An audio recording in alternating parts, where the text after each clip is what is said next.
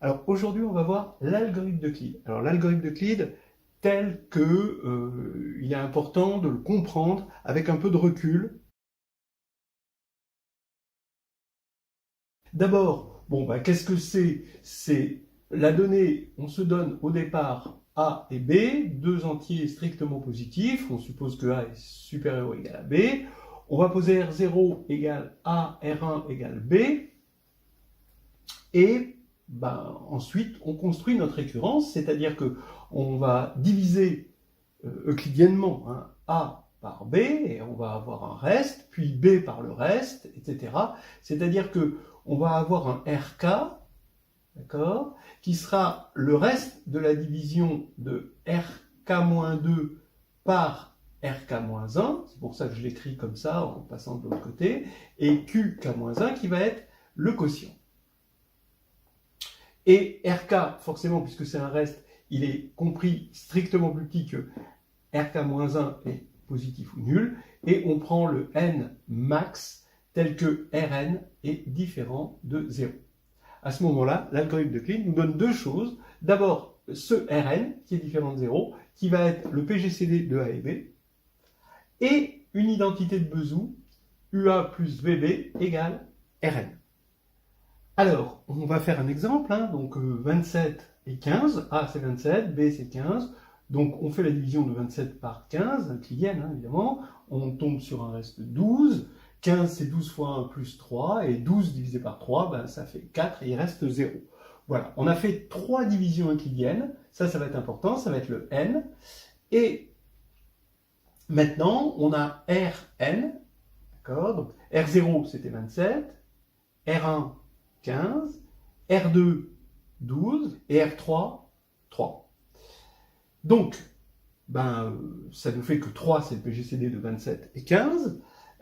Et maintenant, on a l'identité de Bezout, 3, ça fait, on fait la remontada, 3 c'est 15 moins 12 fois 1, mais 12 c'est 27 moins 15 fois 1, et donc là on va avoir moins 27 plus 2 fois 15, et on a notre identité de Bezout, et on a notre n qui vaut 3. Voilà, toutes ces informations dont on a besoin. Alors on va voir, on va essayer maintenant, justement, ce que je disais, de prendre du recul là-dessus.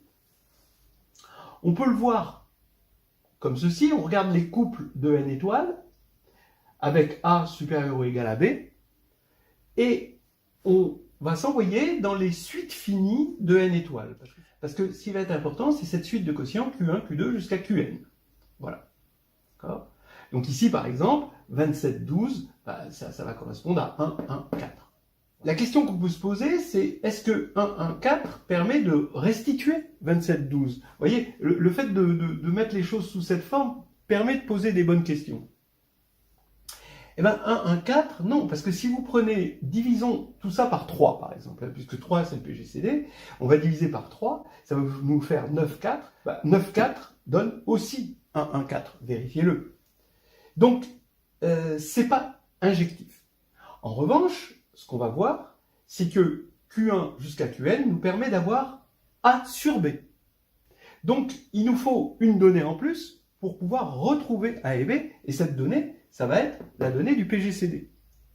Donc regardez, on a cette application qui a AB donne le PGCD, qui a exactement Rn, et qui va dans n étoiles.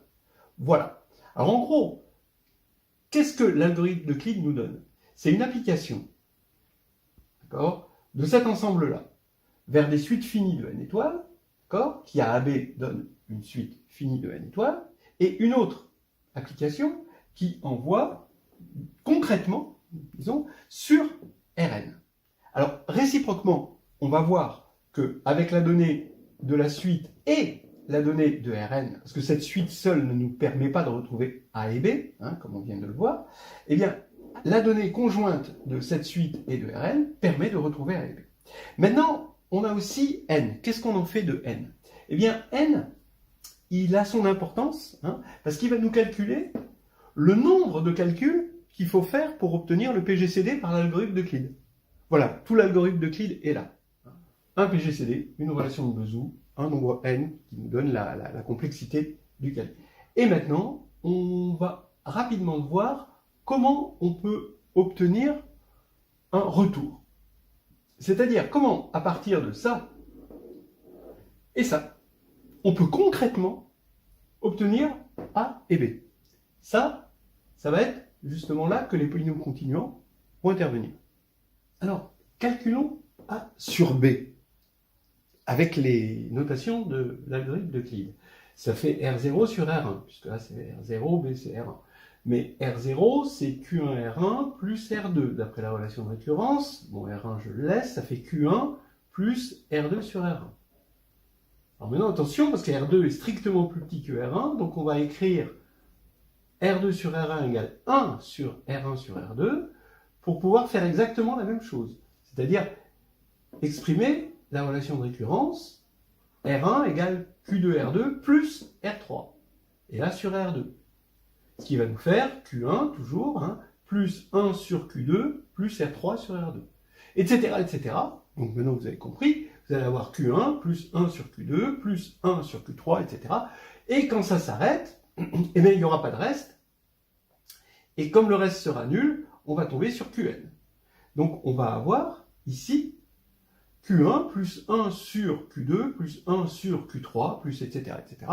Ce que l'on appelle vulgairement une fraction continue qui, je dis vulgairement parce que c'est pas très joli, parce que normalement elle n'est pas du tout continue au sens de la continuité, mais elle se continue, d'accord, surtout si là on est parti d'un rationnel, donc ça s'arrête, mais si on était parti d'un réel, ça s'arrêterait pas. Donc c'est ce qu'on appelle des fractions plutôt continuantes. Mais bon, on va pas revenir sur les conventions.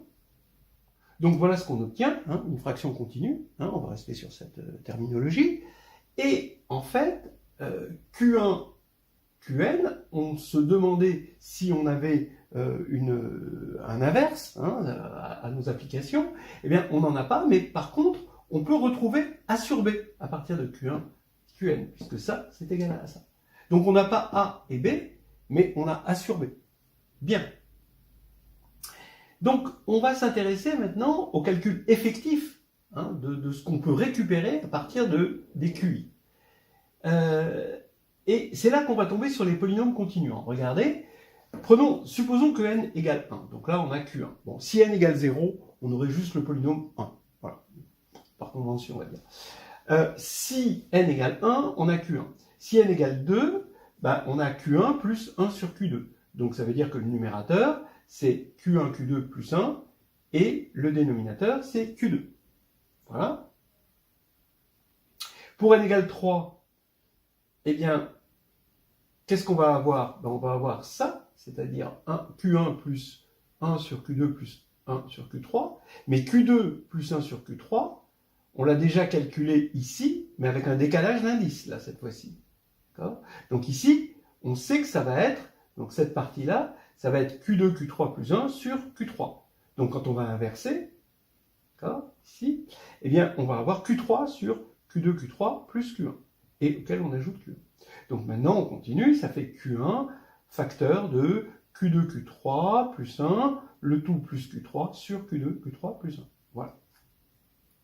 Bon, on le fait pour n égale 4, et là, pareil, maintenant on commence à avoir l'habitude, on prend Q1, d'accord, plus celui-ci que l'on inverse et où on décale les indices, d'accord, et ce qui nous fait, maintenant, on va avoir un numérateur qui est égal à Q1 fois le dénominateur ici, plus ce numérateur et le dénominateur qui est là. Voilà, après ces petits exemples, on va pouvoir conclure quelque chose de sympathique. Alors, avec ces petits calculs qu'on a fait, on est convaincu que, prenons un polynôme K0, à 0 indéterminé, en fait, qui est égal à 1. Donc, en fait, c'est une constante. Puis, K1 à une indéterminée, qui est égale à x1.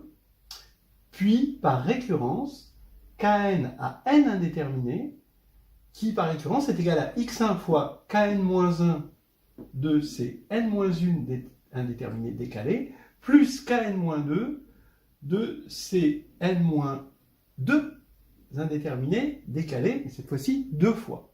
Alors, c'est exactement ce qu'on fait, d'accord? On le voit par exemple pour n égale 4, où ici, à chaque fois, on va multiplier Q1, donc ici x1, fois le polynôme d'avant, Qn-1, mais décalé de là, auquel on ajoute le polynôme encore avant, mais décalé, puisque ce numérateur était un dénominateur tout à l'heure, mais cette fois-ci décalé de 2, et ça va constituer notre nouveau numérateur.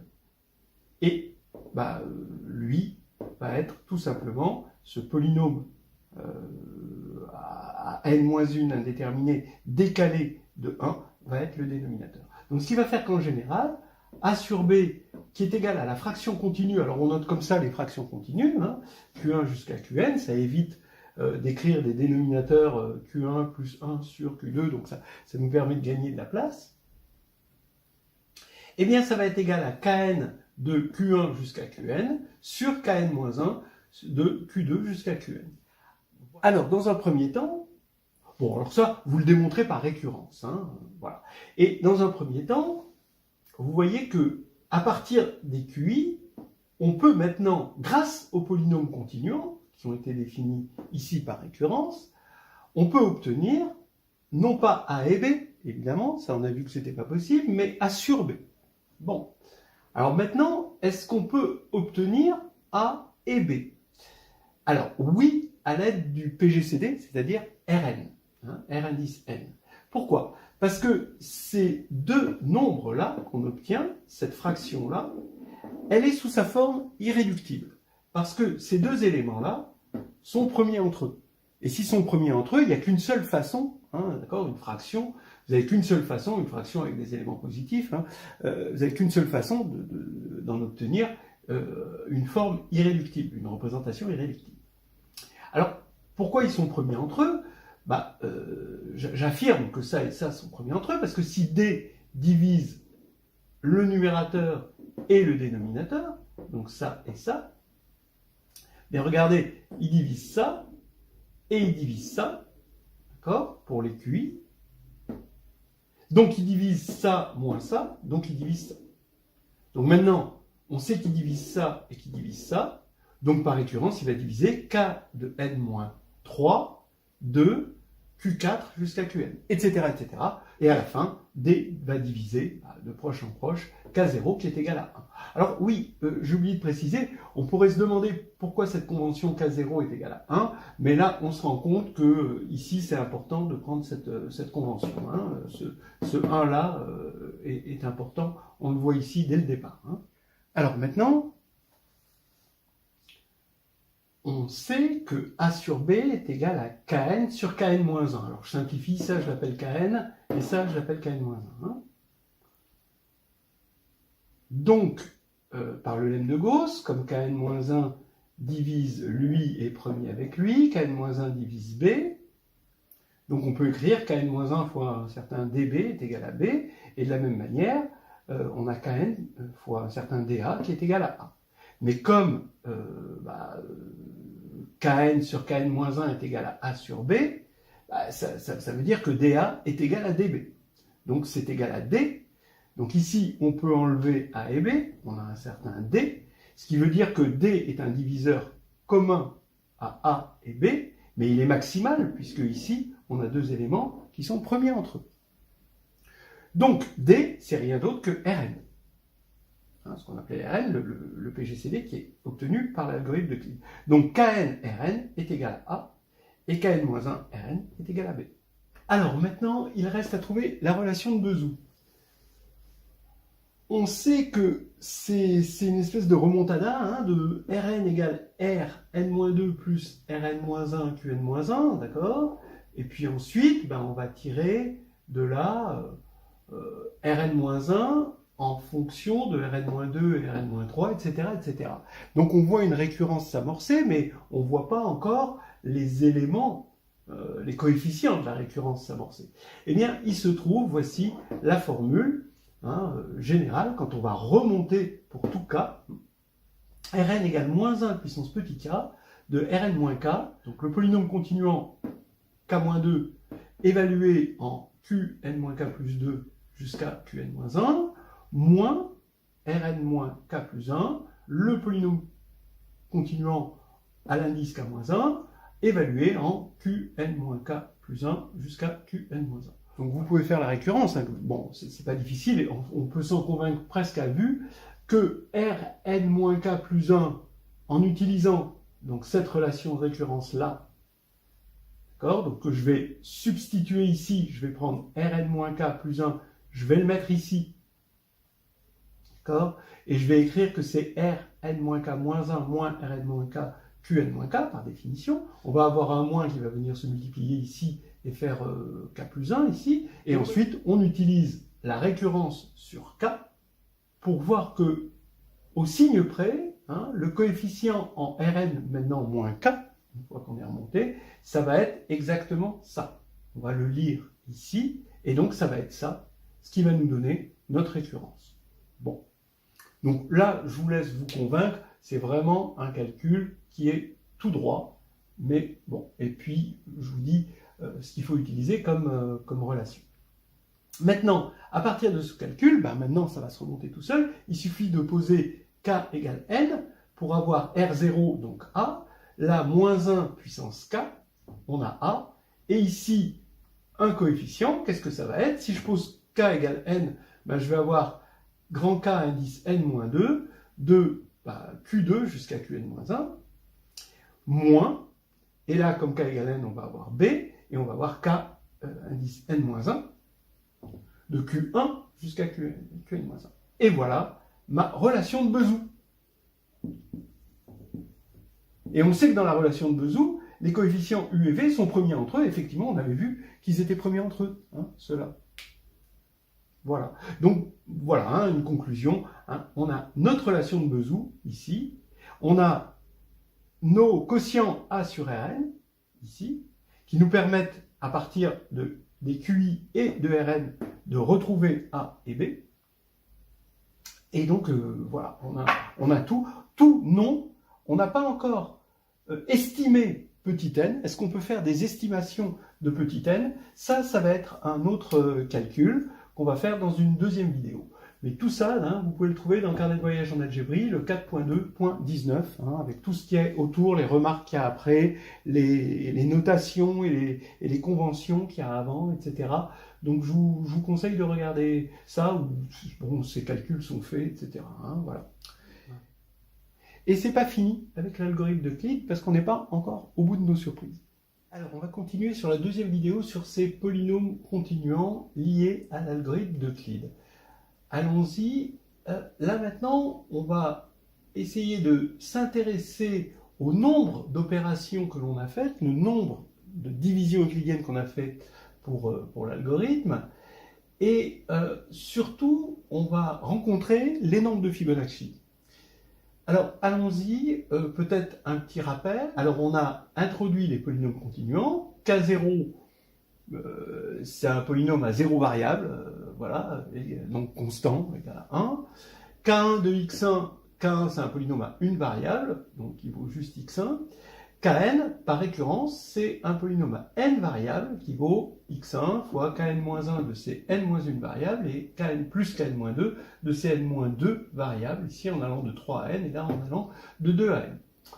Et ce qu'on a vu la dernière fois, c'est que quand on regarde la fraction continue Q1 plus 1 sur Q2 plus 1 sur, donc, voilà, ça c'est ça, Q2 plus 1 sur Q3 jusqu'à 1 sur Qn, qui va donner des approximations intéressantes. La première approximation, c'est Q1.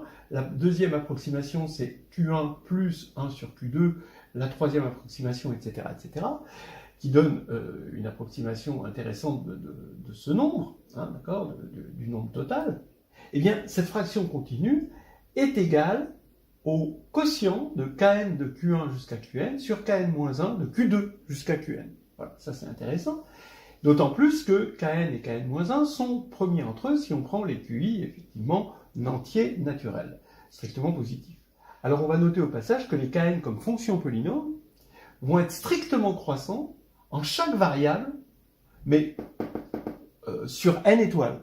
D'accord ? Chaque variable sur n étoiles puissance n. Hein, on a quelque chose de strictement croissant. Bon, c'est simple, hein, là on voit que c'est... Bon, là il n'y a pas de variable, donc on n'en parle pas. Là il y a une variable, effectivement c'est strictement croissant. Et là par récurrence, ben, on fait la dérivée en une variable, ça fait la somme des dérivées. Alors il faut faire le cas à part si c'est x1, mais bon, là il n'y a pas de problème. Et par récurrence, on obtient quelque chose de strictement positif. Hein. Donc là, ça pose aucun souci là-dessus. Les Kn sont strictement croissants, à condition qu'on soit sur n étoile puissance n. Alors maintenant, je vous rappelle donc que l'algorithme d'Euclide, c'est deux nombres AB, A plus grand que B. On associe une suite de quotients et à la fin, un Rn qui va être le PGCD de A et B. Et la dernière égalité, c'est quand le reste, Rn plus 1, qui devrait s'appeler Rn plus 1, est égal à 0. Donc on a Rn moins 1 est égal à Qn fois Rn. Mais regardez, étant donné que Rn, c'était le reste d'une division par Rn moins 1, d'accord, c'était entre autres le reste de la division de Rn moins 2 par Rn moins 1, Rn est strictement plus petit que Rn moins 1. Ce qui fait que Qn ne peut pas être égal à 1. Tous les autres peuvent être égaux à 1, mais Qn, non. Qn est obligé d'être au moins égal à 2. D'accord? Et les autres, plus grands que 1. Voilà. Donc ça, déjà, c'est intéressant. On a des polynômes strictement croissants sur des variables qui, au minimum, valent 1, 1, 1, 1, 1, 1, 2. Voilà. Alors, je vous rappelle donc que grâce au polynôme continuant, on a eu non seulement A sur B, d'accord? Donc ça, c'est égal à A sur B. Tout ça, c'est égal. On a eu ici une relation de Bezout hein, du PGCD Rn de A et B, d'accord? Voilà les coefficients. Et on a aussi le quotient de A sur Rn et de B sur Rn, ici et ici. Ça, on l'a obtenu dans la vidéo 1. Et bien maintenant, regardez ce qu'on obtient avec la stricte croissance. Eh bien, on va avoir que A est plus grand que, forcément, Rn, il est plus grand que 1. Donc déjà, je peux éliminer ça. Et là, vu ce qu'on a vu ici, ben, An va être supérieur ou égal à Kn de 1, 1, 1, 1, 1 jusqu'à 2. Et B va être supérieur à, Rn est plus grand que 1, à Kn-1 de Q2 jusqu'à Qn, donc ici, que Kn-1 de 1, 1, 1, 1, 1 jusqu'à 2, mais cette fois-ci c'est n-1 variable au lieu de n variables là. Et là, les nombres de Fibonacci sont pas longs. Alors on regarde ça vite fait. Effectivement, si je dois poser Gn égale Kn de 1, 1, 1 jusqu'à 2, qui minore A, donc on va avoir ici Gn, d'après la relation de récurrence, est égal à 1 fois lui, mais qui est Gn-1, plus Gn-2. Voilà, donc on voit une relation de récurrence de type Fibonacci, et avec G0, toujours 1, évidemment, et G1, c'est K1 de 2, hein, évidemment, ça, le dernier c'est 2, c'est ça qui est important, donc là 2. Donc on reconnaît une récurrence de Fibonacci, mais pas avec les deux premiers termes, mais par contre avec deux termes consécutifs de la suite de Fibonacci, c'est-à-dire le terme, on va dire F2 et F3. Donc ici, vous voyez bien que ça fait que Gn égale à Fn plus 2, il y a ce décalage de 2 dans la suite de Fibonacci. Ce qui va faire que A est supérieur ou égal à Fn plus 2, et B, de la même manière, est supérieur ou égal à Fn plus 1. Donc, on fait des petits rappels sur la suite de Fibonacci. La suite de Fibonacci, c'est facile de voir que c'est 1 sur racine de 5, facteur de phi puissance n, moins 1 puissance n, 1 sur phi puissance n, donc où phi c'est le nombre d'ordre, 1 plus racine de 5 sur 2, et c'est une suite qui tend vers l'infini en croissant. Comme elle est croissante et qu'elle tend vers l'infini, pour tout z entier, on va avoir un fnz ici, qui va être le plus grand n, tel que fn est plus petit ou égal à z. D'accord? Donc on va avoir, par maximalité, que z est strictement plus petit, du coup, que fnz plus 1. Alors ça va être important, parce que dans un premier temps, ça va nous donner un lien entre petit n et grand NA, grand NB, et un lien entre grand NA, grand NB, A et B. Donc, disons grand NA et A et grand NB et B. Voilà. Alors, regardons ça de plus près. On a Fn plus 2 qui est inférieur ou égal à A, c'est ce qu'on a montré là. Et donc, ça veut dire que n plus 2 est forcément inférieur à NA, par maximalité de NA, qui est tel que f de NA est plus petit ou égal à Z. Et de la même manière, n plus 1 est inférieur ou égal à NB. Voilà. Donc déjà, on a notre première relation. Mais maintenant, NA, on ne l'a pas forcément. Il nous faut A. Il nous faut quelque chose. Ce qu'on veut, c'est un lien entre petit n et A, ou petit n et B. Alors, pour ça, on va reprendre la formule de la suite de Fibonacci, qui est bien connue, et on va écrire la chose suivante. 1 sur racine de 5 phi de nz est inférieur, forcément, quand je vais remplacer petit n ici par grand N indice z, ça va être inférieur ou égal à f indice nz, et là je passe lui de l'autre côté, et quitte à majorer, je peux supposer ici que j'ai un plus, et je mets 1 sur racine de 5 phi puissance nz. Mais phi puissance nz, c'est plus grand que 1, donc ici c'est plus petit ou égal à f nz plus 1 sur racine de 5, je multiplie par racine de 5 des deux côtés, et donc f nz, bien sûr par définition, c'est plus petit ou égal à z, et donc je multiplie par racine de 5 des deux côtés, pour obtenir racine de 5z plus 1, et ici, j'ai phi puissance, donc je prends le log de ça, divisé par le log de phi, pour récupérer nz. Et j'ai nz égale log de ça sur log de phi, que j'appelle le log de base phi.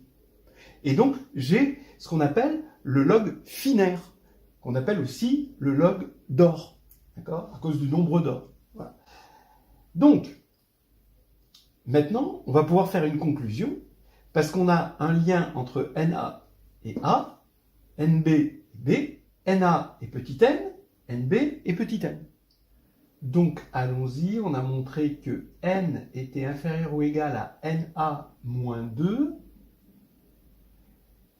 Et avec cette inégalité ici qu'on a obtenue, NA, on a un majorant, ça va faire que petit n est inférieur ou égal à log de phi de 1 plus A racine de 5, là, moins 2. Comme n est entier, bon, on en prend la partie entière. On fait pareil pour B. Et donc, on a log de base phi de 1 plus b racine de 5 moins 1. Alors, log de base phi, hein, c'est juste le logarithme de x sur le logarithme de phi. Hein, c'est juste un petit peu exotique. Alors, est-ce que ces bornes sont atteintes? Ben oui, la pire des situations, au niveau de la complexité du calcul par rapport à la taille de A et B, c'est lorsque A est égal à Fn plus 2 et B est égal à Fn plus 1. Qu'est-ce qui se passe dans ce cas-là? Quand on va faire l'algorithme d'Euclide, ça va faire Fn plus 2, Fn plus 1, puis là on va avoir, quand on va diviser ça par ça, on va avoir comme quotient 1 et comme reste Fn, parce que Fn est égal à Fn plus 2 moins Fn plus 1, etc. Et on va aller comme ça jusqu'à 2, et là on arrive à 1 qui est égal à F2. Le premier 1 sur lequel on tombe, c'est F2. Donc ce qui veut dire que là, comme ceci, le n sur lequel on est tombé, on part de 0 ici, 1 ici, forcément, comme la somme ça fait toujours n plus 2, là ici on a 2, on aura n. Donc on aura fait n divisions euclidiennes. Donc ici, on a n.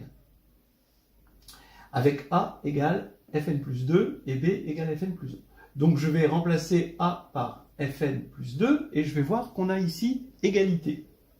Alors 1 plus Fn plus 2 racine de 5, bon, c'est égal d'après ce qui précède à phi n plus 2 moins 1 puissance n sur phi puissance n plus 2, après je rajoute 1.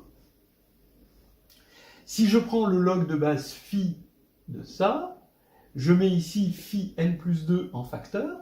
Bon, je vais avoir quelque chose, ici, je vais avoir n plus 2, plus quelque chose qui va être forcément, on va assez facilement avec l'inégalité log de 1 plus x quand x est positif, hein, quand on aura mis phi n plus 2 en facteur, hein, on aura divisé ici par phi puissance n plus 2, donc ici on aura un x positif, donc ça c'est positif mais plus petit que x, qui va être plus petit que 1, et on se persuade qu'on aura n inférieur ou égal à log de base phi de 1 plus fn plus 2 racine de 5 moins 2 est strictement plus petit que n plus 1. Voilà. Alors là, c'est terminé. On va prendre la partie entière et on voit que n est à terme.